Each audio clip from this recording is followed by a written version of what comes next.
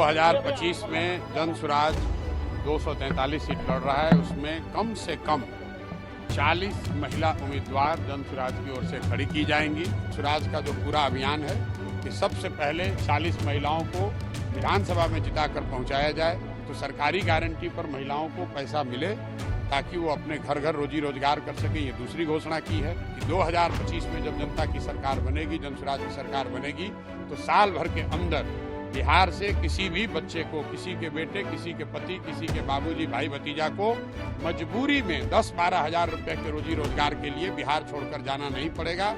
इसका पूरा ब्लूप्रिंट हमने जारी किया है। बिल्कुल जन स्वराज जब 2025 में जन स्वराज 243 सीट लड़ रहा है। उसमें कम से कम 40 महिला उम्मीदवार जन स्वराज की ओर से खड़ी की जाएंगी। दूसरी बात हमने ये भी कही कि 5 वर्ष का और समय मिला। 2030 में कम से कम 70 से 80 महिलाओं को जन स्वराज के प्लेटफॉर्म से प्रशिक्षित करके उनके पीछे अपनी ताकत, बुद्धि, शक्ति, व्यवस्था लगाकर उनको नेत्री बनाने का जो अभियान है वो शुरू किया है। ये कोई महिला प्रकोष्ठ की बैठक नहीं है, ये महिलाओं को सही मायनों में नेत्री बनाने का प्रयास है। जो मैंने और 4 बातें कही वो भी आपने सुनी कि जब तक महिलाओं को आर्थिक आज़ादी नहीं मिलेगी तब तक उनकी भागीदारी समाज में समानता के आधार पर नहीं हो सकती है। इसलिए जन स्वराज का जो पूरा अभियान है कि सबसे पहले 40 महिलाओं को विधानसभा में जिताकर पहुंचाया जाए। दूसरी जो बात कही गई है कि जो महिला यहाँ पर रोजी रोजगार व्यवसाय करना चाहती हैं, आज जो प्रस्ताव पारित हुआ कि उसको 4% के ब्याज पर, सरकारी गारंटी पर महिलाओं को रोजी रोजगार करने के लिए पैसा मिले।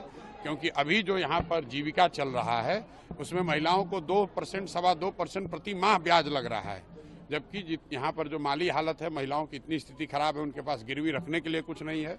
तो सरकारी गारंटी पर महिलाओं को पैसा मिले ताकि वो अपने घर घर रोजी रोजगार कर सकें। ये दूसरी घोषणा की है।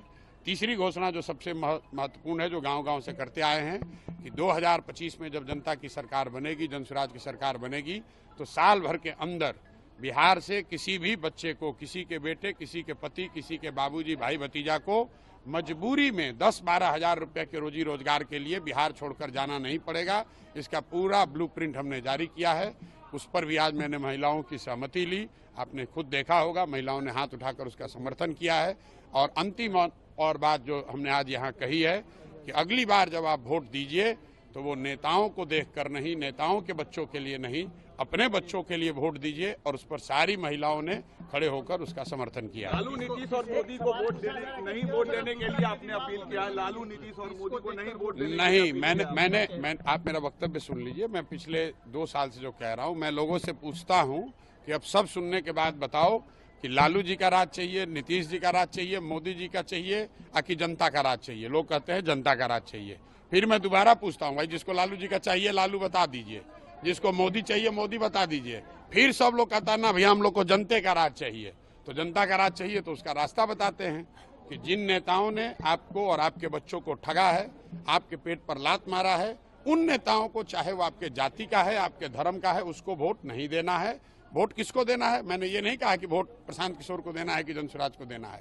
मैंने उनको रास्ता बताया कि वोट अगली बार नेता का चेहरा देखकर नहीं, अपने अपने बच्चों का चेहरा देखकर देना है। और यही जन स्वराज का अभियान है। 2 बरस यही कर रहे हैं, आज यही